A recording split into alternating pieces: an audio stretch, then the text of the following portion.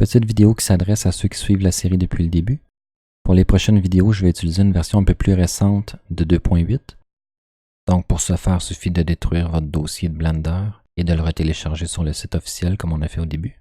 Je vais faire le tour rapidement des quelques différences dans l'interface. Premièrement, on a de la couleur sur les icônes de droite. Deuxièmement, ici à droite, on a seulement l'œil de disponible. Si on veut remettre la sélection et la caméra, on peut le refaire ici. Si j'enlève la sélection, je ne peux plus sélectionner mon cube. On avait vu l'œil pour le rendre invisible. Et la caméra, elle, va le rendre invisible, mais seulement en mode rendu. Donc si je la clique et que je fais F12, mon cube ne sera pas dans le rendu. Ça peut être utile si vous avez beaucoup d'objets dans une scène et que vous voulez tester seulement quelques-uns. Une autre modification, c'est le Remove Double qu'on utilisait pour mixer les vertex qui étaient à la même position.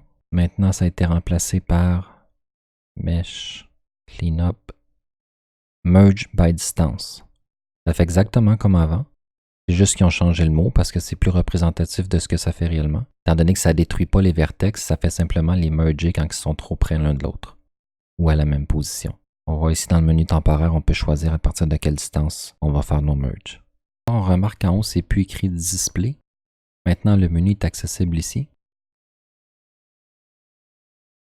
Et dans le UV Editing, on ne peut plus faire un scroll pour aller à droite et avoir notre display, ce qui nous permettait de voir le stretching. Maintenant, on doit appuyer sur N, aller dans View et on a Stretching ici. On coche la case et juste en dessous, on peut choisir entre Angle et Area.